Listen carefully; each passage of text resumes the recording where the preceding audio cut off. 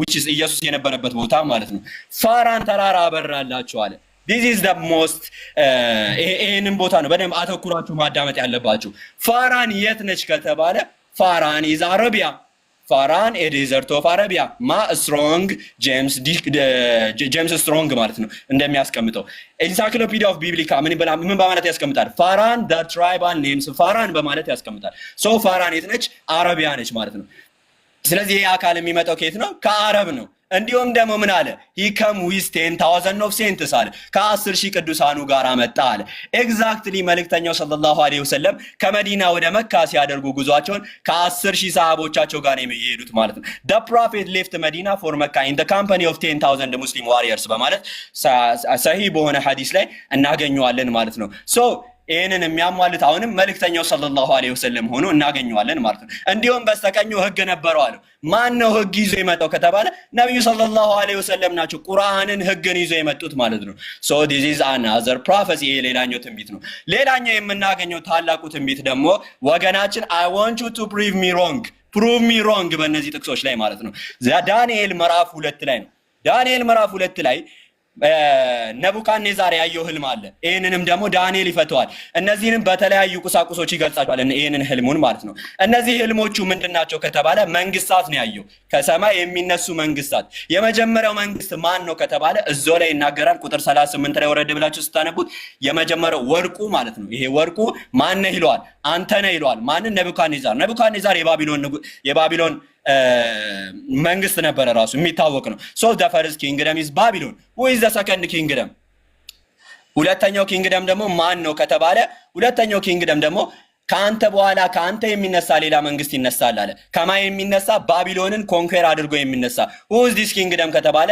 the second kingdom is Medo Persian በማለት ኤሊካት ኮሜንተሪ ያስቀምጣል ቢብሊካሊ ማግኘት የምንችለው ነገር ነው ማለት ነው እንዲሁም ደግሞ ዳንኤል ምዕራፍ 2 ላይ ሶስተኛው መንግስት ያስቀምጣው ማን ነቻለ ግሪክ መሴዶኒያን ኢምፓየር በማለት ያስቀምጣል ሶስተኛው መንግስት ማን ነች ግሪክ መሴዶኒያን ኢምፓየር ነች ማለት ነው አራተኛው መንግስት ማን ነች ከተባለ አራተኛው መንግስት እዚህ ጋር ክሉ አለ የተከፋፈለ መንግስት divided kingdom ይሆናል አለ divided kingdom who is this kingdom የትኛው kingdom ነው ከተባለ የኢየሩሳሌሙ ቄርሎስ ሲሪል ኦፍ ጀሩሳሌም ካቴኬቲካል lecture 15 article 13 ላይ ምን በማለት ይናገራል the fourth beast shall be the fourth kingdom upon earth which shall surpass all kingdom and that this kingdom is the Romans በማለት ይናገራል እንዲሁም ጄሮም በተመሳሳይ ሁኔታ which clearly refers to the Romans በማለት ይናገራል so ሮም ትከፋፈላለች አለ አራተኛው መንግስት ሮም ከሆነች ሮም ትከፋፈላለች አለ ሮም መቼ የተከፈለችው በ395 ነው እንደምናውቀው ማለት ነው ሮም ከተከፈለች በኋላ አስተውሉ እዚህ ጋር የአምላክ መንግስት ይነሳል አለ ይሄም የአምላክ መንግስት ሮምን ያጠፋታል አለ በታሪክ የተነሳ መንግስት ከሮም ዲቪዥን በኋላ ሮም ከተከፈለች በኋላ የተነሳ መንግስት ማን ነው ኢስላሚክ ኪንግደም እንዲሁም ሮምን ያጠፋት ማን ነው ኢስላሚክ ኪንግደም so clearly ዳንኤል ላይ ትንቢት እናገኛለን ማለት ነው ይሄንንም ኤድዋርድ ጊበን ሂስቶሪያን ነው አድሚት አድርጎታል በሙስሊም እንደጠፋች ማለት ነው ይሄንን ሌላኛው ትንቢት ነው ማለት ነው ይሄንን ትንቢት መልስ እንድሰጥበት እንፈልጋለን መልስ እንጠብቃለን ወገናችን ማለት ነው መልስ ካለ ሌላኛው ደግሞ ቁርአን ላይ የምናገኘው وإذ قال عيسى ابن مريم يا بني إسرائيل إني رسول الله إليكم مصدقا لما بين يديه من التوراة مبشرا برسول يأتي من بعد اسمه أحمد فلما جاءهم بالبينات قالوا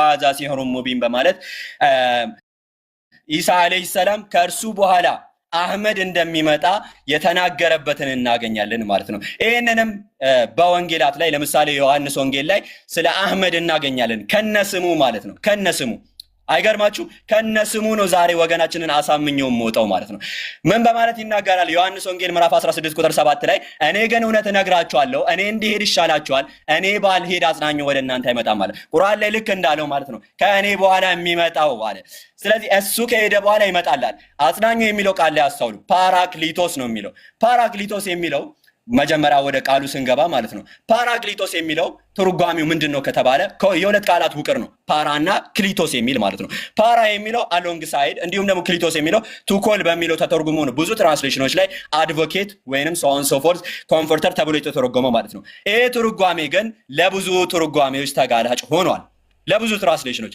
ለዛም ነው አድቮኬት፣ ኮምፎርተር፣ ሄልፐር ሶን ሶ ፎርዝ የሚሉ ትርጓሜዎችን እዚህ ጋር የምታገኙት ማለት ነው።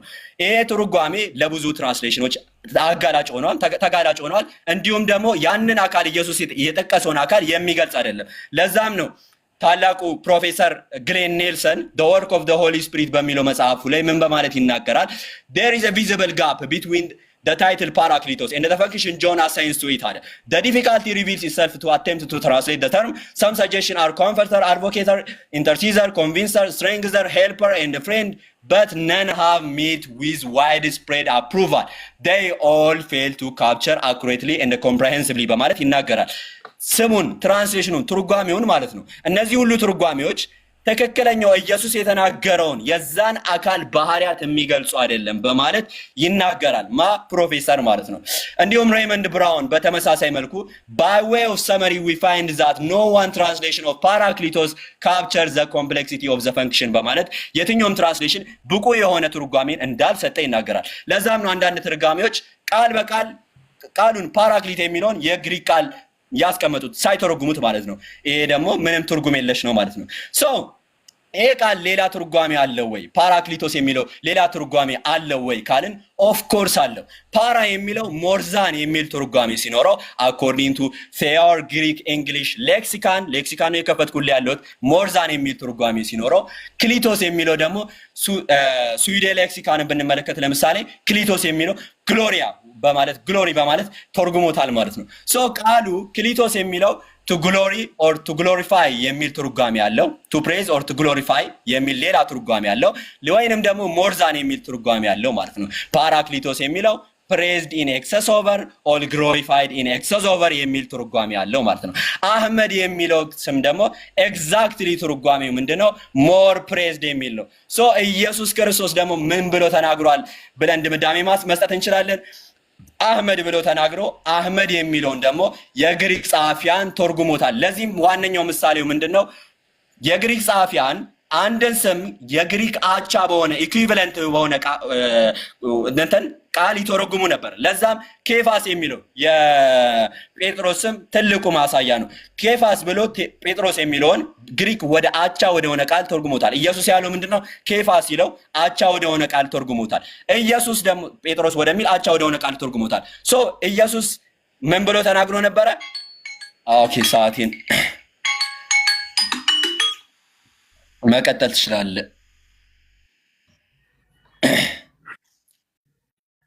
ሰዓት ጨርሻለሁ። ኦኬ ሰዓትን መያዝ ትችላለህ። እንግዲህ ሁላችሁም እንደሰማችሁት ነው። ዛሬ መሐመድን በመጽሐፍ ቅዱስ እንፈልጋለን። ግን አንድ ጊዜ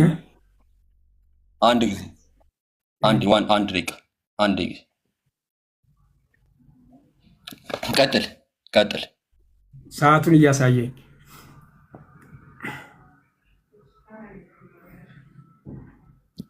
እሺ እንግዲህ ወንድማችን አንተ ሰዓት አልያዝኩም። እዚህ ከላይ ነው የሚይዘው። አንተም ያዝ ስለማውቀው ማለት ነው። እሺ ያዝ አንተ። አንተም ያዝ። ድምፅ ይሰማል። ችግር የለም። አስጀመርከው? ላስጀምረው ነው። ቀጥል። 1 2 3። ኦኬ እንግዲህ እንደሰማችሁት ነው። ወንድማችን ጥያቄዎቹን ሲያቀርብልን ነበር። መሐመድ ነው ይሄኛው ከሚለው ሐሳብ ይልቅ ጥያቄዎች ላይ ነው ፎከስ የሚያደርገው። ግን በኋላ ላይ የምንመለስበት ይሆናል። እኛ የምንፈልገው መሐመድ የሚለውን በመረጃ እንድናገኝ ነው። እሺ እኔ እንግዲህ መሐመድን ከጠቀሰባቸው ጥቅሶች አንዱን ከሱ ጀምራለሁ። እርሱም ዘዳግም 18:18 ስለ መሐመድ ይናገራልን የሚለውን ሐሳብ ነው የምናነሳው። አምላክህ እግዚአብሔር በኮሬብ ስብሰባ ተደርጎ በነበረ ቀን እንዳልሞት የአምላኬን የእግዚአብሔርን ድምፅ አልስማ፣ ይችን ታላቅ እሳት ደግሞ አልይ ብለህ እንደለመንክ ሁሉ አምላክ እግዚአብሔር ከአንተ መካከል ከወንድሞችህ እንደኔ ያለ ነቢይ ያስነሳልሃል፣ እርሱንም ታዳምጣለህ ይላል። ስለዚህ ከወንድሞችህ መካከል እንዳንተ ያለ ነቢይ ያስነሳለሁ፣ ቃሉን ባፉ አደርጋለሁ፣ ቃሌንም ባፉ አደርጋለሁ፣ ያዘዝሁትን ቃል ሁሉ ይፈጽማል ወይም ይነግራቸዋል ነው የሚለው። ስለዚህ ሙሐመድ ሙሴን ይመስላሉ ወይ የሚሉ ሐሳቦችን እናነሳለን። ለምሳሌ ሙሐመድ ሙሴን ይመስላሉ? መቼም በሰውነቱ አይሆንም፣ በነብይነቱ ስለሆነ አምላክ ተገልጦለታል። እንዴት ተገለጠለት የሚሉ ሐሳቦችን እናነሳለን። ለምሳሌ እግዚአብሔር አምላክ የእግዚአብሔርን መልአክ በእሳት ነበልባል መካከል ተመለከተ ይላል። እዚህ ክፍል ላይ እንደሚናገረው አምላክ የአምላክን መልአክ እንዳየ ሙሴ ይነግረናል። ከዛ እሳት ደግሞ ቁጥቋጦ ደግሞ እሳት ሲነድ ቁጥቋጦ ሳይቃጠል አየ ይላል። ስለዚህ እግዚአብሔርም እርሱ ይመለከት ዘንድ እንደመጣ ባየ ጊዜ እግዚአብሔር ከቁጥቋጦው እርሱን ጠርቶ ሙሴ ሆይ አለው። ምን ማለት ነው? መልአክ አይቷል። ሙሴ ሲገለጥለት አምላኩ እግዚአብሔር ተናግሮታል። ደግሞም እኔ የአብርሃም አምላክ የአባቶች የአብርሃም የይስሐቅ የያዕቆብ አምላክ ነኝ ብሎ ማንነቱን ነግሮታል። እንቀጥል። ሙሴ ምን ማድረግ እንዳለበትና ለምን እግዚአብሔር እንደተናገረው እስራኤልን ከግብፅ አድኖ ወደ ከነዓን ወተትና ማር እንደምታፈሰው ሊወስድ እንደሆነ ሚሽኑን ነግሮታል። ቁጥር 13 ላይ ሙሴም እግዚአብሔርን አለ ማን ነው ስምህን ቢጠይቁኝ ማን እላቸዋለሁ አለው። እግዚአብሔር ስሙን ነገረው። ያለና የሚኖረኝ ነኝ ብሎ በግልጽ ቋንቋ በማያሻማ መልኩ አምላኩ ተናገረው። ምዕራፍ 4ን በሙሉ ማንበብ ትችላላችሁ። ምዕራፍ 4ን እንደዚህ ማንበብ ትችላላችሁ ሙሉውን። ሙሴ እንዴት ይሰሙኛል አልተገለጠልኝም ቢል ተአምራት ሰጠው፣ ብትር ሰጠው፣ እጁን ብብቱ ውስጥ አደረገ፣ እጁ ተቀየረች። እሱ እንኳ ኮልታፋ ነኝ መናገር አልችልም ቢል እንኳ ወንድሙን አንተም ትናገራለህ ቃፉን ባፉ ታደርጋለህ አለው። እኔ ካፋና ካፉ ጋር ሆናለሁ የምታደርጉትን አስተምራችኋለሁ ብሎ አብሮ ምስክር ሰጥቶ ከሙሴ ጋር ወንድሙን አሮንን እንደላከ እንመለከታለን። አንድ መልአክ አይቷል። ሁለተኛ አምላኩ ተናግሮታል፣ የሚያደርገውን ነግሮታል፣ ከዛ ስሙን ነግሮታል። ከዛ ሰዎቹ ጋር ሲሄድ ማድረግ ያለበትን ተአምራት እንደተገለጠለት ማሳያ ሰጥቶታል። ምስክር ከጎኑ አድርጓል። የሙሐመድስ መገለጡ እንዴት ነው? ከሙሴ ጋር ይመሳሰላሉ። በሂራ ዋሻ የሚያስፈራውና የሚያስደነግጠው አካል ተገለጠ ይላል። የተገለጠለት አካል በኃይል ያዘኝ ይላል። ከዛ ጨመቀኝ መተንፈስ እስከሚያቅተኝ ማለት ሊሞት ትንሽ ሲቀረው ማለት ማንበብ ብሎ ማንበብ አላውቅም ሲለው እንኳን አይሰማው። እንግዲህ ከአምላክ ዘንድ የመጣ መልአክ ተመልከቱ። ከአምላክ ዘንድ የመጣ መልአክ አለማንበቡን እያወቀ አንብብ እያለ ደጋግሞ የጨመቀ መተንፈስ እስከሚያቅተው ድረስ ማለት ነው። ይሄ ሙሴ በዚህ መልኩ ተገልጦለታል። ይሄ የተገለጠለት አካል ራሱ ማን እንደሆነ አያውቅም። ሙሴ ያውቃሉ። ያው መልአክ እንደተገለጠለት ያውቃል። አምላኩ ስሙን እንደነገረው እናውቃለን። ለዚህ ጋር አላህ ተናግረዋል ወይ? አምላኩ ነግሮታል? አልነገረው። እስኪ አስቡት። ሊሞት ትንሽ እስከሚቀረው ድረስ ያውም 3 ጊዜ ማንበብ አላውቅም እያለው እንደዚህ ያለ መልአክ ነው ወይ ለሙሴ የተገለጠው? ይሄ እንዴት ብሎ ነው ከሙሴና መሐመድ የሚመሳሰሉት? መሐመድ ከመገለጡ በኋላ ራሱን ሊያጠፋ ወደ ተራራ እንደሄደ በተደጋጋሚ ይነግረናል። ሰሂህ አልቡኻሪ 6982 ላይ አለ። ነብይነቱን እንኳ የነገሩት ከድጃና ወረቃ የሚባሉ ሰዎች ናቸው።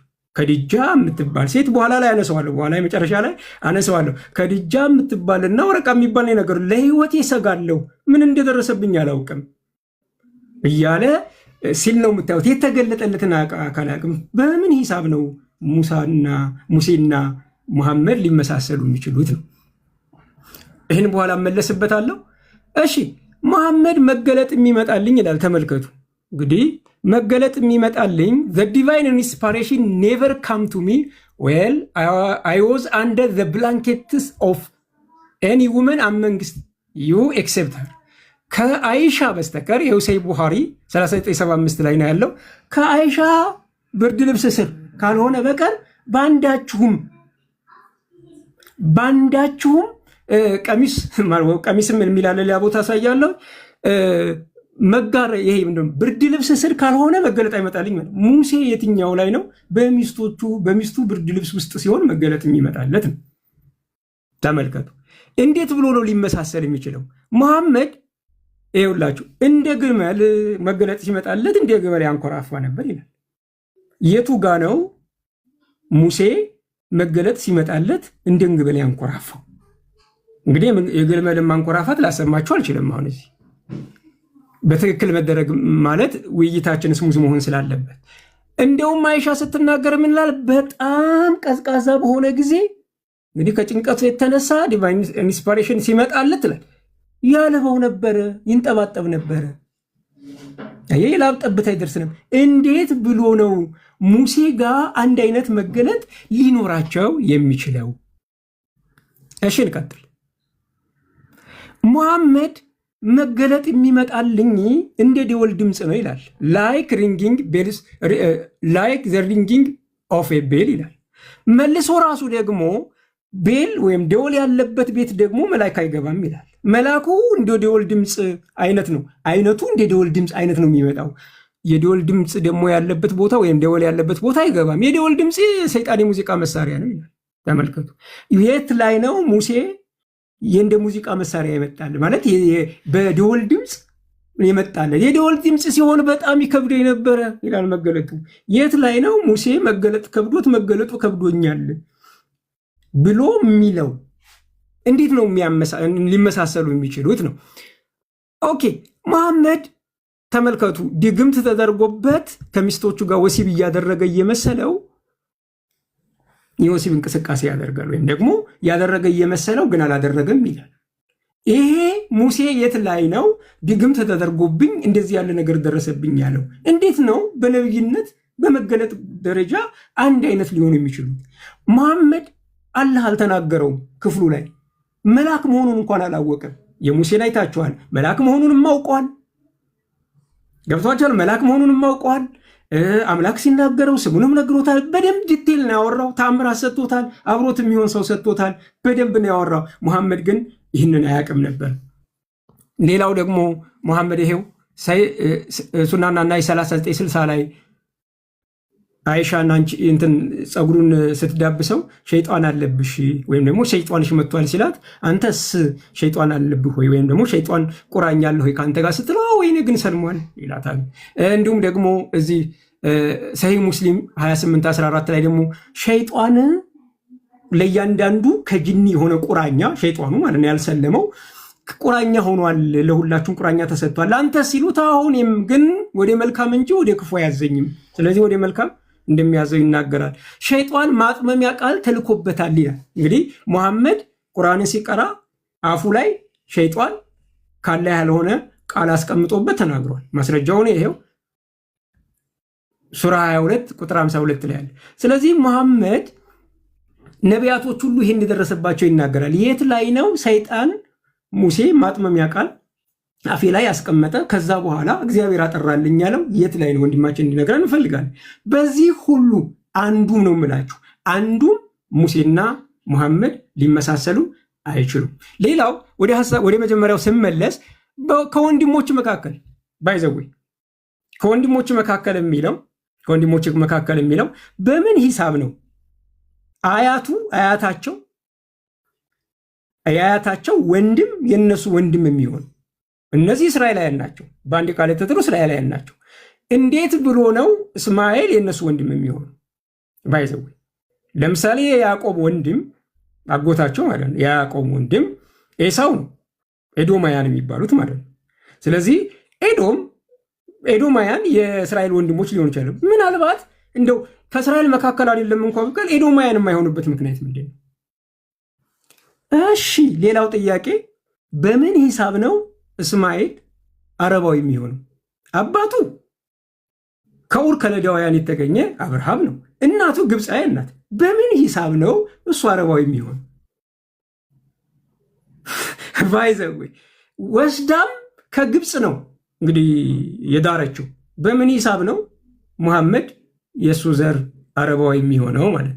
እሺ ልቀጥል ወደ ሌላ ሀሳብ፣ በኋላ ጥያቄ ሲነሳ ስለምናነሳ። እሺ ወንድሞቻችን ሙሐመድን ፍለጋ የማይገቡበት ቦታ የለም። ለምሳሌ ዳንኤል ላይ ያነሳው ሀሳብ አለ። ዳንኤል ላይ ምን ይላል?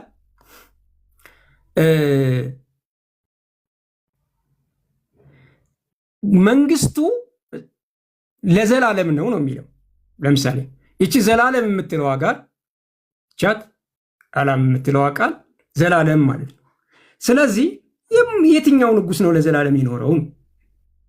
የትኛው ንጉስ ነው? እሺ ልምጣ። እነዚያ ነገስታት ቁጥር 45ን ምዕራፍ 2 ቁጥር 45 ላምብላችሁ። ድንጋዩ እጁ ላይ ሳይነካ ከተራራ ተፈንቅሎ ብረቱንና ናሱን ስሙኝ፣ ብረቱንና ናሱን ሸክላውንና ብረቱን ወርቁንም ሲፈጨ እንዳየ እንዲሁ በኋላ የሚሆነው ታላቅ አምላክ ለንጉሥ አስታውቆታል ይላል። ድንጋዩ እንግዲህ መጨረሻ ላይ የመጣው ማለት ነው ማን ነው? ብረቱን እና ሸክላውን፣ ናሱን፣ ብሩን፣ ወርቁን፣ ባቢሎንን፣ ማዶ ፐርሺያን፣ ግሪስን እንድን ሮምን በሙሉ የፈጨው ምንድን ነው ይላል? ድንጋዩ። ኦኬ። ስለዚህ ሙሐመድ ባቢሎንን አሸንፏል፣ ፈጭቷል። ፐርሺያን አሸንፏል፣ በዘመኑ ነበር። እሺ፣ ግሪክንስ አሸንፏል፣ በዘመኑ ነበር ከሮም ውጭ። ግን ድንጋዩ ሁሉን የሚያፈረሳቸው ድንጋዩ እንደሆነ ይነግረናል። እነዚህ ግን እንዴት ነው የሆኑ ሲባል እግዚአብሔር ራሱ አሶርን እንዳጠፋ ባቢሎንን ደግሞ እቀጣለሁ አለ። ስለዚህ ባቢሎንን ደግሞ መልሶ በማን እቀጣለሁ አለ? በፐርሺያን እቀጣለሁ እንዳለ ይናገራል። ፍላጻቸውን ሳሉ ጋሻዎች አዘጋጁ፣ በእግዚአብሔር ያጠፉት ዘንድ እግዚአብሔር ያጠፋት ዘንድ አሳቡ በባቢሎን ላይና በሜዶን ነገስታት መንፈስ አስነስቷል። የእግዚአብሔር በቀል የመቅደሱ በቀል ነውና። ስለዚህ ምን ማለት ነው? ባቢሎንን ለማጥፋት ማንን አምጥቷል ማለት ነው? የሜዶንን ነገስታት መንፈስ አነሳስቶ አጥፍቷል። ስለዚህ ምን ማለት ነው? አንድ ንጉስ በአንዱ ንጉስ እየተጠቀመ እያጠፋ የሮምን ንጉስ በእስልምና ንጉስ አጠፋ እንበል። ግን የማንን መንግስት ነው የሚመሰርተው? የራሱን መንግስት ነው እግዚአብሔር እንጂ የሙስሊምን መንግስት አይደለም። ለምሳሌ በኤዶማያንን ባቢሎንን አጥፍቷል። ስለዚህ የሜዶንን ነገስታት የእግዚአብሔር መንግስት ናቸው አይደሉም። እግዚአብሔር ግን ይጠቀምባቸዋል። ባቢሎን አሶርን ለማጥፋት ባቢሎን ተጠቅሟል። ባቢሎን ተጠቀመ ማለት የባቢሎን የእግዚአብሔር መንግስት ነው ወይ? አይደለም፣ መልሶ ቀጥቷቸዋል።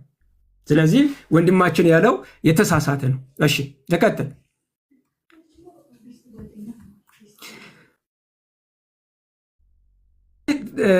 ሶሪ እሺ፣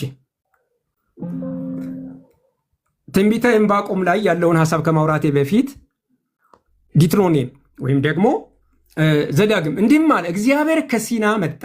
በዘወይ ይመጣል አይደለም፣ መጣ ነው። አንድ ትርጉም ማምጣት ከቻለ ማለት ነው፣ ፓስቴንስ ነው ብሎ በሴሪም ተገለጠ። ኦልሬዲ ተገልጧል። ከፋራን ተራራማ በራላቸው፣ ከአላፋት ቅዱሳን መጣ፣ በስተቀኙም የእሳት ህግ ነበረባቸው ይላል። ባይዘወይ የእሳት ህግ የሚባለው ፍሌሚንግ ፋየር ነው። ወንድማችን ቁርአን ብሎ የተረጎመ ማለት ነው። አግጥም አንጥቶ ማለት ነው። ማን እንዳለውም ማለት ማን እንደተረጎመለትም። እሺ ፈራን የሄደው ማን ነው? ለምሳሌ በፈራን ምድረ በዳ ተቀመጠ፣ እናቱም ከምድረ በዳ ግብፅ ሚስት ወሰደችለት ይላል። ይኸው ከግብፅ እንደተወሰደችለት ቅድም እንደተናገርኩት ማለት ነው። ኦኬ እንዲህ ይላል። ሳሙኤልም ሞተ፣ እስራኤልም ሁሉ ተሰብስበው አለቀሱለት፣ በአርማቴም በቤቱ ተቀበሩት። ዳዊትም ተነስቶ ወደ ፋራን ምድረ በዳ ወረደ ይላል። ስለዚህ ፋራን ምድረ በዳ የወረደ ሁሉ ትንቢት ከሆነ ዳዊትስ ቢሆን ሙሐመድ ነው ማን ያለው? ሁለተኛ አንድ ሐዲስ ጠቅሷል። የሐዲሱ ምን ይላል? ከመዲና ወደ መካ 10,000 ሰራዊቶችን ይዟል። በነገራችን ላይ አላስተዋልከውም እንጂ ከፋራን ተራራ እንጂ የሚለው ከመዲና አይደለም። ባይዘወይ መዲና ውስጥ ብትኖር እንኳ ከተራራውና ከምድረ በዳው ሁለቱ ይለያያል። እሱን እንዲታቀው ነው። ክፍሉ ግን ምንድን ነው የሚለው? ከፋራን ተራራ በራላቸው። አያችሁ፣ ከተራራው ጋይስ። ስለዚህ ወንድማችን ደግሞ ከመዲና የሄደበትን ማለት ነው የሚያወራል። ስለዚህ ፋራንና መዲናን መለየት የለብህም ወይ? ታይም። እሺ 7 ደቂቃ ሪባትን ላድርግ፣ ካሜራዬን ላብራ።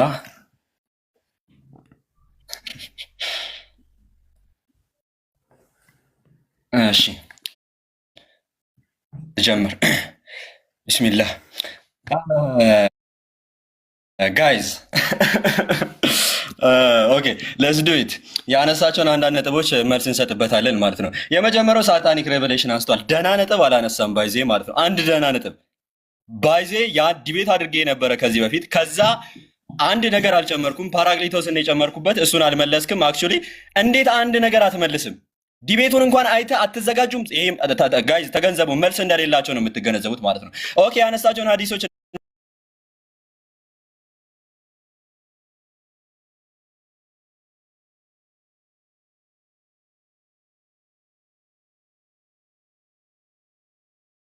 ይሄ ስለ ሳታኒክ ሬቨሌሽን የሚያወራው ሁሉም ዘገቦች ደኢፍ ነው። ስለዚህ የጀመረው ወገናችን ከምንድን ነው? ከደኢፍ ዘገባ ነው ማለት ነው። ደኢፍ ዘገባ አትጥቀስልኝ እባክህ። ደኢፍ ዘገቦችን ይዛ አትምጣ ማለት ነው እኔ ጋራ እንደለም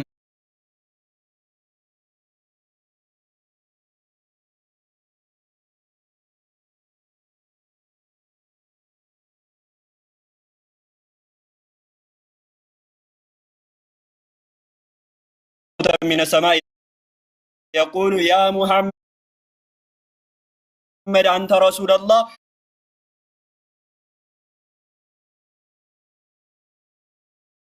وأنا جبريل አለ ጅብሪል ራሱ አንተ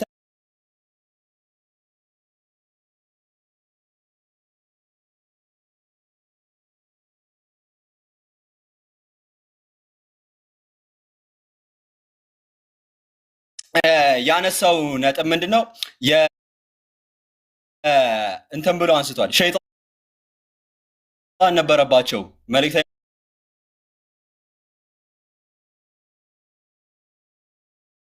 ሰለላሁ ዐለይሂ ወሰለም ሸይጣን ነበረባቸው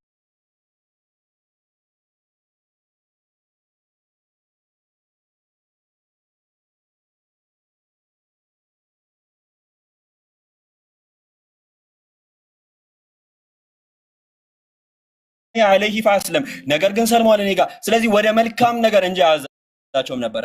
ልክ ግን አንተን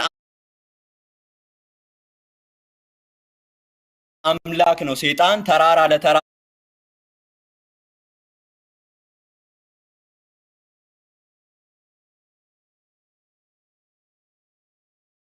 ጠልፎ ሲያንከራት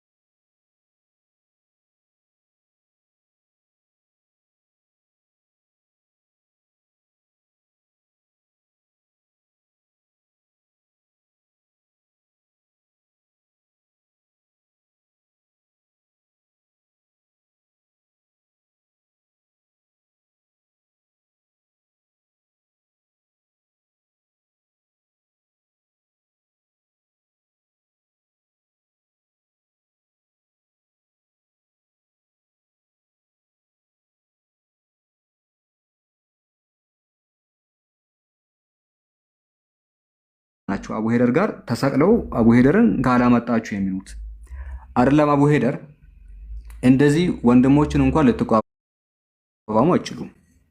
ኦኬ ጠንካራ ያለ ነገር ያወራና እሱ በተናገረበት መልኩ ሊናገር ሲመጣ ደግሞ እንዲዘሉ ነው የሚወጣው። እንደዛ አይደረግም። በነገራችን ላይ እንደዛ ስትቀባጥር እንደዛ ስትለፈልፍ የሰማ ነው ያዳመጥንህ ቅድም 15 ደቂቃውን የተናገርከው ነገር ልክ ሆኖ አይደለም፣ እንዳለ ውሸት ነው። ያንን ሲመልስልህ ነው ነቢ ሙሐመድ በሱረቱል ሐጅ ላይ ያነሳውን አንስቶ ሰይጣናዊ መገለጥ ቂሰቱል ገራኒቅ የሚባል ነገር ምንድነው ሳታኒክ ቨርሰስ የሚባል ነገር ተቀብሎ ነበር አለ። ያመጣው ሐዲስ ዳኢፍ ነው ተብሎ አመጣለት ማስረጃ። ኦኬ አንድ ጊዜ ሶሪ ያነሳው ነገር እንዳለ ዳኢፍ ነው ተብሎ ማስረጃ አመጣለት። ከዛ ሙርሰል ነው ብሎ ማስረጃ አመጣ። የጠቀሳቸው ወደ 5-6 ሐዲሶች አሉ። አምስቱም ዳኢፍ ናቸው። ሳሂህ የሆኑትን ደግሞ እንግሊዘኛውን እንኳን ሳያነብ እንግሊዘኛ ማንበብ አይችልም። የተደረገው ነገር ምንድነው? ጉግል የሚባል ነገር አለ። በዛ ነው ትርጉሙ የሚመጣው። እንዴት እንደሚነበብ እንኳን አያውቁም። ወዴት እንደሚነበብ አያውቁም። ቋንቋ በጉግል ነው የሚያስተረጉሙት። ያንን ነው ይዞ የመጣው። አይታችኋል። ስለዚህ ራሳችሁን ታዋርዳላችሁ ነው። የተሻለ ነገር ፈልጣት ሞክሩ። እንደዚህ አይነት የቅጥፈት ነገራቶችን ይዛችሁ ከመጣችሁ በእርግጠኝነት ዘላችሁ ነው የምትወርዱት። ልክ ይሄ ወገናችን እንዳደረገው ዘለን ነው የምትወጣው። ልትቋቋም አትችልም። ዲስ ሪያሊቲ፣ በቃ ይሄ ሪያሊቲ ነው። ምናልባት ደግሞ በጣበትን ሚስጥር ልንገራችሁ። ዳኢፍ ይዞ የሚመጣው ማስተዋል የማይችሉ ተከታይ አላቸው። እነዚህ ሰዎች 200-300 ብትሆን ምንም ማስተዋል የማይችሉ ምንም ማሰብ የማይችሉ ክርስቲያን ታዳሚያን አላቸው። እነዚያ ክርስቲያን ታዳሚያን ምን እየተነበበ እንደሆነ ስለማያውቁ እንደዛው አስቦ ነበር የመጣው። ኦኬ ሙርሰልም እንደሆነ እሱም ተከታዮቹ የማያውቁ የውሸት ዘገባዎች ማለት ነው። እንደዚህ ያሳያሉ። ውሸት ነው ሲባል ተደናብሮ ይወጣል። ስለዚህ አንዱ ሙርሰል ነው። አንደኛው ነቢ ሙሐመድ ገብርኤልን አያውቅም ነበር። ዋሂ ሲገለጥለታል። ውሸት ነው። ታሪኩ ጣበሪ የኢማም ጣበሪ የታሪክ መጽሐፍ ላይ 4ኛው ሙጀለድ ይመስለኛል። እዛ ላይ አንተ ረሱሉላህ ዋና ጅብሪል ብሎታል። አንተ መልእክተኛ ነህ፣ እኔ ደግሞ ጅብሪል ነኝ ብሎ ራሱን አስተዋውቆታል። እነዚህ ነበር ያነሳው። እነዚህም ደግሞ ተመልሰዋል። ስለዚህ ሌላ አይ ቲንክ ምንም የሚጨመር የሚቀነስ ነገር የለም። ግን አነስ መዳሰስ የምትፈልገው ፖይንት ካለ ግን መቀጠል ትችላለህ። ቀጥል። ኦኬ እሺ፣ አንዳንድ ሀሳቦች ላይ ሄድባቸውና ከዛ በኋላ ወደ ሌላ ፖይንት እናልፋለን። ሀሳቦች ላይ ሪፍሌክት ታደርጋላችሁ ማለት ነው። እዚህ ጋር ያላችሁ ወንድሞችም እህቶችም። በመጀመሪያ በጣም ያዘንኩት ነገር ምንድን ነው? ቢያንስ ትንሽ መወያየት ነበረበት። ወላሂ አላህ ምስክሬን ትንሽ ጠብቄ ነበር፣ ትንሽ ይወያያል ብዬ ማለት ነው። በዚህ ፍጥነት ይወጣል ብዬ አልጠበቅኩም እና ይሄ በጣም ነው የሚያሳዝነው እና እኔ በጣም ትንሽ ውስጤ ተከፍቷል። ምንም ቢሆን ግን ሀሳቦች ላይ አንዳንድ ያነሳቸው ሀሳቦች ላይ ሄድባቸዋለሁ ማለት ነው። ሌላው ካነሳቸው ነጥቦች መካከል ኦላም ምናምን የሚል ሀሳብ አንስቷል። እሺ ዳንኤል ላይ ማለት ነው ክርስቲያኖች እንድታስተውሉ ማለት ነው ኦላም ብሎ መልስ ለመስጠት ነገር አንስቶ ነበረ ቅድም እንትን የሚለው ዘላለም የሚል ሀሳብ ላይ ማለት ነው። ነገር ግን ወገናችን ያልተገነዘበው ነገር ኦላም ወይንም አላም የሚለው የሂብሩ ቃል ኦላም የሚለው ወር አላም የሚለው የሂብሩ ቃል ረዘም ያለ ጊዜ ሎንግ ዱሬሽንን ለማመልከት ይገባል። አኮርዲንግ ቱ ዘ ስትሮንግ ኮንከርደንስ መጽሐፍ ቅዱስ ላይ እንደሚያስቀምጡ ራሱ ሎንግ ዱሬሽን ረዘም ያለ ጊዜን ለማመልከት ይገባል። ሁሌ ዘላለማዊ ማለት ፍጹም ዘላለማዊ ማለት አይደለም ማለት ነው። ይህንን ነው ወገናችን ሳይገነዘብ ሲያወራ የነበረው ማለት ነው። ለምሳሌ ዘጸአት ምዕራፍ 21 ላይ ቁጥር 6 ላይ ምን ይላል መሰላችሁ? ባሪያውም ይላል ከዛ በኋላ ለዘላለም ባሪያው ይሁን ይላል። ለማ ለጌታው ማለት ነው። ባሪያ ለዘላለም እንዴት ነው ለጌታው ባሪያ የሚሆነው? ለጌታው ባሪያ ለዘላለም እንዴት ነው ባሪያ የሚሆነው? አይሆንም ራሱ። ነገር ግን ረዘም ያለ ጊዜን ለማመልከት ይገባል ማለት ነው። ኢቨን ዮናስ ወይንም ጆና 3 ቀን በአሳ ነባሪ ሆድ ውስጥ ያሳለፋትን 3ቱን ቀን ምን በማለት ይገልጻል? ዘላለም እያለ ይገልጻቸው ነበረ።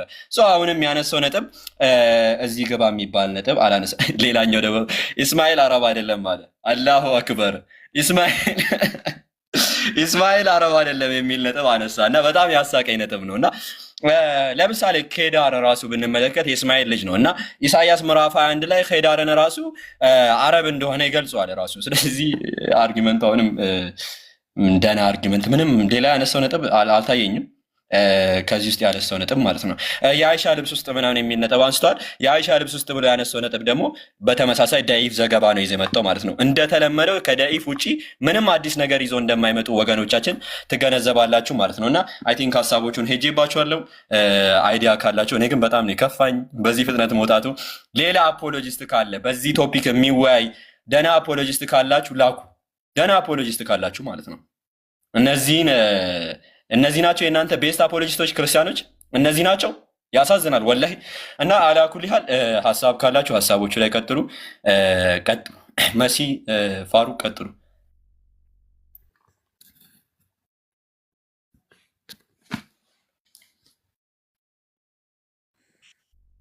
መሰረት አይ ቲንክ መሲ ያወራሽ ነው። ኦኬ አይ ቲንክ ያወራች ኔትወርክ ይዞታል መሰለኝና ኤኒዌይስ እሷ እስከምትጨርስ አንዳንድ ሀሳብ ልስጥ። ሰላም አለይኩም በድጋሚ ሁላችሁንም ጀማው። ያው እንግዲህ የምንታዘበውን አክቹሊ ታዘበን ሁላችንም መታዘብ ያለብን ታዘበን ያለፈውና ወላሂ ነው ብላችሁ ከመጀመሪያ ስንነሳ አልሐምዱሊላህ ሰውየው እንደፈለገ ምንም ቢል ማለት ነው ጋይስ። አንደኛ ነገር መግቢያ ላይ የራሳችንን ነገር አፕ ያድርግተን የገባው። ሁለተኛ ነገር ደግሞ እሱ እንደዛ እንኳን እያወራ ስድብ ብሎ ነው የወጣው። አክቹሊ ማን ተሳደበ ማን ምን እንዳለ ሁሉም ሳይቃል ማን ምን እንዳለ ማለት ነው።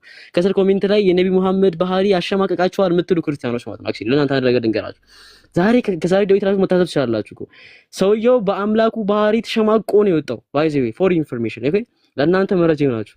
ሰውየው በአምላኩ ባህሪ ተሸማቆ ነው የወጣው። አፍሮ ነው የወጣው። እኛ የነቢ መሐመድ ባህሪ ምን ያክል ውብ እንደሆነ አሳይተናል። ዛሬ ወላሂ አሳይተናል። አነስ እያንዳንዱ ጥያቄ እየመለሰለት ነበረ።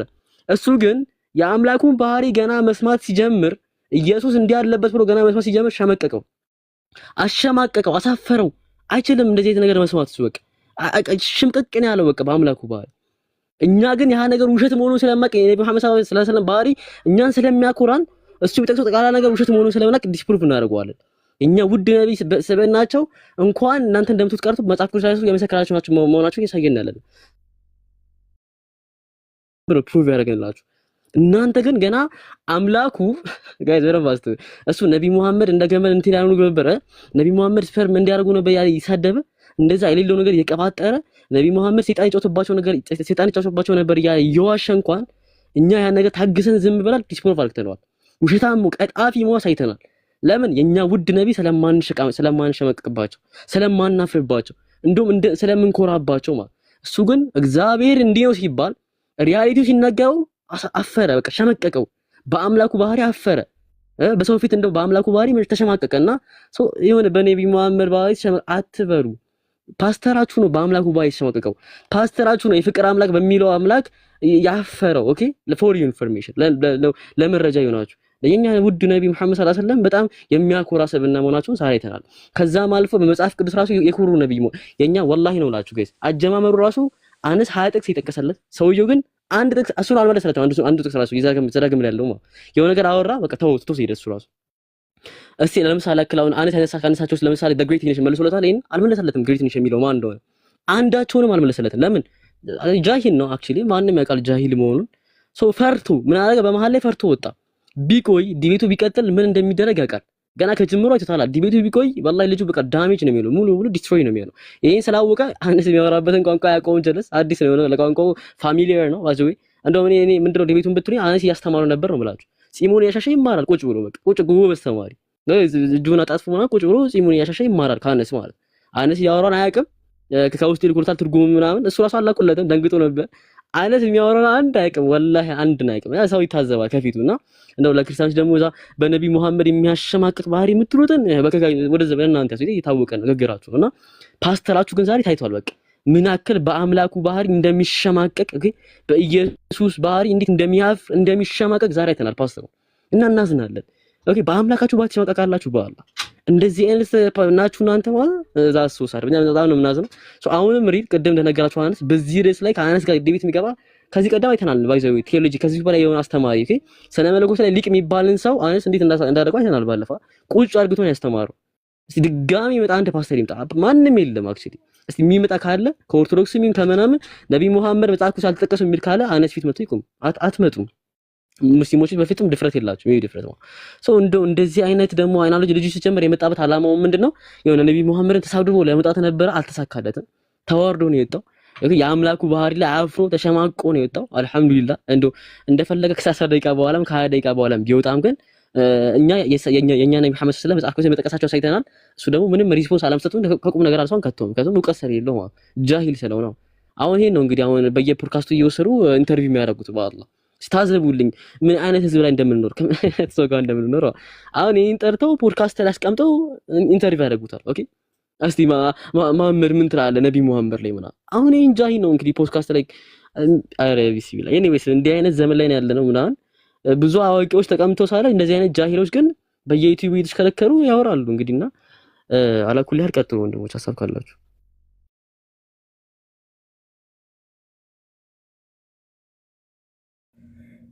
ሰላም አለይኩም ሸባብ እንዴት ናችሁ? ደህና ናችሁ ወይ? ያው እኔ ዳር ኦኬ ሚውት ተደርጌያለሁ። ላውራ ይሰማል መሲ ቀጥይ። ያው እንትን ዳር ላይ ሆኛው ስላልተሰማኝ ነው የገባሁት።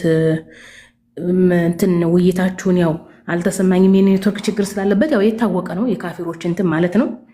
በተለይ ቅሰቱ ገራኒቅ የሚለው እንግዲህ የድሮ የነበሩ ሚሽነሪዎች ናቸው ያመጡት። በዚህ ዙሪያ ላይ በቃ በሚሊዮን መልስ ተሰጥቶበታል። በአረቡም በእንግሊዘኛውም በአማርኛውም አፍሪካውም ፈረንጁም ሀበሻውም መልስ ሰጥቶበታል። ይህንን እንደ ገደል ማሚቶ ነው ይዘው የሚዞሩት። በነገራችን ላይ በተደጋጋሚ የነብዩ ስብዕና ነው አይደለም የሚሉት። የነብዩ አለይሂ ሰላቱ ወሰላም ስብዕና ዶክትሪን አይደለም። አንደኛ ነገር ስብዕናቸው ላይ ችግር የለበትም። ሁለተኛ ዶክትሪን አይደለም፣ ዶግማ አይደለም፣ ሃይማኖት። ለዚህ ነው በክርስትና ዓለም አንደኛ መንፈሳዊ አደብ የላቸውም ካፊሮች። እንግዲህ ካፊርም በነገራችን ላይ ኩፍር ሲባል አላህን ማጣት ነው። አላህን ያጣ ደግሞ ብዙ ነገር ነው የሚያጣው። እውቀት ያጣል፣ ስነ ምግባር ያጣል፣ ብዙ ነገር ያጡ ናቸው። እውቀትም የላቸውም፣ ስነ ምግባር የላቸውም፣ ግብረ ገብነትም የላቸውም። ለዚህም ነው መዋሸት ለነሱ መፈክር ነው። መዋሸት ለነሱ መገለጫቸው ነው፣ ኩራታቸው ነው። ኩራታቸው ስለሆነ ነው የሚዋሹት እንጂ በቃ በፈረንጁም በአረቡም በሀበሻውም መልስ ተሰጥቶበታል። ቅሰቱል ገራኒቅ ይሄ ሐዲስ ሙርሰል ነው። ሐዲሱ ضعيف ነው፣ ለመረጃ አይሆንም። በአንድ ሃይማኖት ይሄ መረጃ ተቀባይነት የለውም ከተባለ ለሃይማኖቱ መገምገሚያም ሆነ መተቻ እንደማይሆን አስተምረናል። ለዚህ ነው ክርስቲያኖች ከአምላካቸው ጋር መጣላትም ካፊርን ብቻም ሳይሆን ኩፍር ክህደት ለነሱ ያወረሳቸው ምንድነው? ስብዕና የላቸውም ነው። ሁልጊዜ ضعيف ሐዲስ ይዞ መዞር ማለት ነው። ሌላውና በጣም የሚያስቀይ ደግሞ ምንድነው? ስለ ስፐርም አንስተው ከስብዕና ጋር ያያይዙታሉ። በነገራችን ላይ ወንድ ልጅ ስፐርም ስብዕና ያለው እንዴ? ወንድ ልጅ ስፐርም አለው አይደለም? እግዚአብሔር መጽሐፍ ቅዱስ ላይ ስፐርምን ምንድነው የሚለው? ወተት ነው የሚለው። እንደ ወተት ያፈሰስከኝ እንደ እርጎ ያረጋኝ ነው የሚለው። አስባችሁታል? እግዚአብሔር መጽሐፍ ቅዱስ ላይ የወንድ ልጅን የስፐርም ሴል ምንድነው ብሎ የሚጠራው? ወተትና እርጎ ብሎ ነው የሚጠራው። እንግዲህ እግዚአብሔር መጽሐፍ ቅዱስ ላይ ወተትና እርጎ የተባለውን ለስብዕና ማሸማቀቂያ ካመጡት አንደኛ እግዚአብሔር ነው የሰራው። እንዴት ነው እግዚአብሔር በሰራው ነገር ሰው መሸማቀቂያ የሚሆነው? አንደኛ ነገር። ሲቀጥል ደግሞ የወንድ ልጅ ስፐርም ሴል ዶግማ አይደለም፣ ዶክትሪን አይደለም። ስለ ዶግማ እናውራ፣ ስለ ዶክትሪን እናውራ። በዚሁ አጋጣሚ እነሱ ነብያችሁ እንደዚህ አድርጎ ነብያችሁ እንደዛ አድርጎ ሲሉ እኛ በንጽጽር ላይ አዲስ እንትን ያመጣ ነው። በነገራችን ላይ አዲስ ሪከርድ ነው የሰበር ነው። ምክንያቱም የፕሮቴስታንት ቤተክርስቲያን የኒቃያ ጉባኤን፣ የቆስጠንጢኖስ ጉባኤን፣ የኤፌሶን ጉባኤን፣ የኬሌቆዶን ጉባኤንን ትቀበላለች። በእነዚህ ጉባኤዎች ላይ ኢየሱስ ፈጣሪ ተደርጎ ምን የተደረገ ነው? የተሾመ ነው። የፕሮቴስታንት ቤተክርስቲያን ፈጣሪ ተደርጎ በቄስና በመኖክሴ ፈጣሪ ተደርጎ የተሾመን አንድ አይሁዳዊ የሃይማኖት ሰባኪ እያመለከች ነው። ሞኛ አበባው ራሱን መሐመድን እያለ የሚጃጃለው እኔ እንዳይሞት ነው ፍራው። ታውቃላችሁ፣ እድሜ ሰጥቶት የፕሮቴስታንት ቤተክርስቲያንን የመጨረሻ በር ዘጊ እንዲሆን ነው። ኦኬ፣ በር ዘጊ። እነዚህ የሥላሴ ዶክትሪን አማኝ ቤተክርስቲያናት ቀስ በቀስ የሚዘጉ ናቸው። ምክንያቱም እነዚህ ቤተክርስቲያናት ማለት በዚህ ሰዓት ማወቅ ያለባችሁ ነገር ሰሞኑን ራሱ ምስክር ሲያሰጡ ነበር። ምስክርነት ሲያሰጡ ምንድን ያሉት? ኢየሱስ ፈጣሪ እንደሆነ አምላክ እንደሆነ ከአብ ጋር እኩል እንደሆነ ምስክር እንሰጣለን እያሉ ሲናገሩ ነበር። ይህ ንግግር የመጣው የጉባኤ መግለጫ ነው። ልብ በሉ፣ የጉባኤ መግለጫ ነው እንጂ ወንጌል ላይ የለም። ኢየሱስ ፈጣሪ እንደሆነ አምላክ እንደሆነ ከአብ ጋር እኩል እንደሆነ የሚል የወንጌል አስተምሮ የለም። ይህ አባባል ምንድን ነው? ከጉባኤው የመጣው መግለጫ ነው። ልብ በሉ፣ መግለጫ ልክ መንግስት መግለጫ እንደሚያወጣው ማለት ነው። መግለጫ ነው የሚያሸመድዷቸው። ስለዚህ በዚህ ሰዓት የፕሮቴስታንት ቤተክርስቲያን ስብሰባ ጠርታ አይ ኢየሱስ ፈጣሪ ሆኖ በስህተት ነው ብላ መሻር አትችልም። ምክንያቱም ፕሮቴስታንት ቤተክርስቲያን ሎካል ቸርች ሆናለች። በድሮ በነበሩ የክርስቲያን ነገስታት አንዲት ቤተክርስቲያን ነበረች፣ ያቺ ካቶሊክ ማለት ነው። ካቶሊክ ውስጥ ያሉ ቄሶች ስለተጣሉ ነበር ስብሰባ የተደረገው። አሁን ላይ ዓለም አቀፊቱ ቤተክርስቲያን ስለተናደች ሁሉም ቤተክርስቲያን ምን ሆኗል? ሎካል ቸርቾች ናቸው። ኦርቶዶክስም ሎካል ቸርች ናት፣ ፕሮቴስታንትም ሎካል ቸርች፣ ካቶሊክም ሎካል ቸርች ሆናለች። ስብሰባውን መሰብሰብ ስለማይችሉ እንደገና ተሰብስበው ኢየሱስን ወደ ፍጡርነቱ ስለማይመልሱት ዘላለም ዓለማቸውን አዎ ኢየሱስ ፈጣሪ ነው ይላሉ። ሰዎች ኢየሱስ ፈጣሪ እንዳልሆነ እያወቁ ሲመጡ ቤተክርስቲያኖቱን ትተው ነው የሚሄዱት። በነገራችን ላይ ማወቅ ያለባችሁ ነገር ይህ ደግሞ ዶግማ ብሎ ማለት የማይለወጥ ነው፣ የማይለወጥ አስተምሮ ነው። አይለውጡት፣ የማይለወጥ ነው ብላችኋል ይሏቸው ነው። አይተውት አማኙ ትቷቸው ነው የሚሄደው። ስለዚህ እኛ በንጽጽር አዲስ ሪከርድ አስመዝግበን ክርስትናን እንደዚህ እየተጫወትንበት ዛሬ መጥቶ ስለ ስብዕና አንደኛ ነብዩ ስብዕና ችግር የለባቸውም። በነገራችን ላይ በስነ ምግባር የታወቁ ናቸው። እዚህ ጋር ልታውቁት የሚገባችሁ ነገር ማለት ነው ነብዩ ሙስሊም ከመሆናቸው በፊት ራሱ ቁረይሾች እጅግ የተከበሩ ሰዎች ናቸው። ልብ በሉ። ቁረይሾች በአረቡ ዘንድ የቁረይሽ ጎሶች በአረብ ዘንድ የታወቁ ዘናጮች፣ ባላባቶች፣ ልብሳቸው ፈኽም የሆነ በቃ ሌክዠሪ ኑሮ የሚኖሩ ነበሩ። አለባበሳቸው ከእንቁ ከወርቅ ከአልማዝ የሚሰራ ቁረይሾች የዛ ጊዜ እኮ በህንድ በፋሪስ የሚነግዱ ነጋዴዎች ነበሩ። ታስታውሱ ከሆነ የእንትን ጊዜ ማለት ነው የሁዴቢያ ስምምነት ጊዜ የአቡ ሱፊያን ሚስት ሂንድ መጣች። ነቢያችን በይዓ አደረጉ። በይዓ ብሎ ማለት ቃል ኪዳን ማለት ነው። ቃል ኪዳኑ ምንድን ነበረ? ለወንዶች ለብቻ ለሴቶች ብቻ ነው ቃል ኪዳን። ለምሳሌ አንድ ነብይ ከአምላክ ዘንድ ተልኮ ሲመጣ ህዝቡ ያን ነብይ እውነተኛ ነብይ ነው ብሎ ካመነ ቃል ኪዳን ይገባላታል። አንተ የአላህ ነብይ ነህ፣ አላህ አንድ አምላክ ነው፣ አንተንም አላህንም እንገዛለን ብሎ ቃል ኪዳን ይገባል። ቃል ኪዳን ሲገቡ ለወንዶችም ትምህርት ሰጡ ነብያችን አለይሂ ሰላቱ ወሰላምና ሰሃቦቻቸው። ለሴቶችም ትምህርት ሲሰጡ ሂንድ የአቡ ሱፊያን ሚስት ምንድነው ያለችው? ልጆቻችሁን አትግደሉ፣ ዝሙት አትስሩ እያሉ የበይዓ ኹጥባ ሲያደርጉ ነብያችን አለይሂ ሰላቱ ወሰላም ሂንድ ብድግ አለች። ነምድር አልሁራ ላተዝኒ አለች። አልሁራ ብሎ ማለት ቁረይሽ የቁረይሽ ሴት ዝሙት አትሰራም ነው ያሉት። በዛን ጊዜ ዝሙት የሚሰሩት የወደቀ ስነ ምግባር ያደርጉ የነበሩት በባርነት የተሸጡት ሌሎች ማህበረሰቦች እንጂ ቁረይሾች ኢቭን ዝሙት ራሱ አይሰሩም ነበረ። እንኳን አይደለም ሰልመው ነብያችን አለይሂ ሰላቱ ወሰላም ከመስለማቸው በፊት እስልምና እንትን ወህይ ከመምጣቱ በፊት ስነ ምግባራቸው የታወቀ ነበረ። ምንድነው የሚለው ቁርአን ላይ ነብያችን አለይሂ ሰላቱ ወሰላም ወማ ሳሂቡኩም የሚለው ሳሂብ ብሎ ማለት የዝም ብሎ ጓደኛ ሳይሆን በደንብ የምትተዋወቁ ጓደኛ። እናንተ አረቦች ወይ እናንተ ጣዖት አምላኪ ቁረይሾች ወይ ነብዩን በደንብ ታቆታላችሁ ነው አምላካችን አላህ Subhanahu Wa Ta'ala እያላቸው የነበረው። ስለዚህ በዛን ጊዜ ወህይ ከመምጣቱ በፊት ነብያችን አለይሂ ሰላቱ ወሰለም በስነ ምግባር የተመሰከረላቸው ነበሩ። ይሄን ብቻም ሳይሆን የአረብ ቁረይሾች የታወቁ በአስተሳሰብ፣ በማህበራዊ፣ በኢኮኖሚ በጣም የታወቁ ሰዎች ነበሩ። እንኳን አይደለም ወህይ መጥቶላቸው ማለት ነው። ስለዚህ እንደዚህ አይነት ያሉ ካፊሮችን በአደባባይ ማዋረድ ነው። አሁን ላይ ዘመኑ ደስ ነው የሚለው በቃ የአካዳሚካሊ ዘመን ነው። የማንበብ ታሪክን ወደ ኋላ የማየት ነው። ስለዚህ የቁረይሽን ታሪክ በማሳየት የሰው ልጅ ምን አይነት ታሪክ አሳለፈ የሚለውን ትክክለኛ የሐዲስ ዘገባዎችና ቁርአንን በማሳየት ነብያችን አለይሂ ሰላቱ ወሰለም የስነ ምግባር ሰዎች እንደሆኑ በማሳየት እናዋርዳለን። ሲቀጥል የአንድ ነብይ ስነ ምግባር ዶግማና ዶክትሪን አይደለም።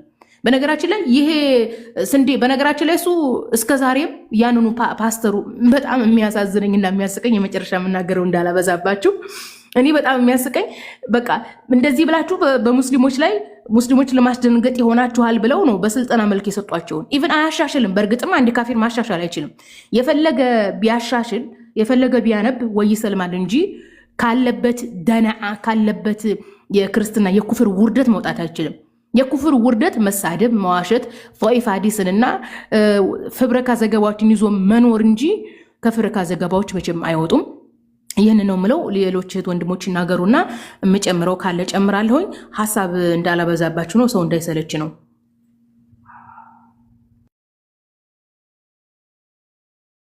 ሌሎቻችሁ ሐሳብ ካላችሁ መቀጠል ትችላላችሁ። እነመወዳ ሐሳብ ካለሽ ቀጥይ።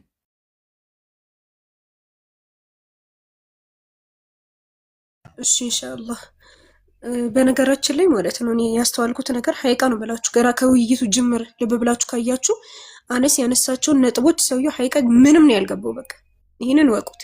ምንም አስቡ የመጣው ምንድነው መሰላችሁ? ያቺ ዘዳግም 18:18ን ቅድማ የሚያውቃት የሆነች ጥቅሳለች። እሷን ይዞ ከርዕሱ ወጥቷል ጭራሽ። በቃ ያቺን ይዞ ነብዩ መሐመድ እንዲናቸው ነብዩ ሰለላሁ ዐለይሂ ወሰለም በቃ እሳቸውን ብቻ እንዲናቸው ስለሳቸው ነው በቃ ማውራት የጀመረው እንጂ ጭራሽ አነስ ያወራውን ነገር ማስታወሻ ለመያዝ እንኳን አልገባውም። ምን ብሎ ነው ማስታወሻ የሚይዘው? ጭራሽ አያውቀውማ።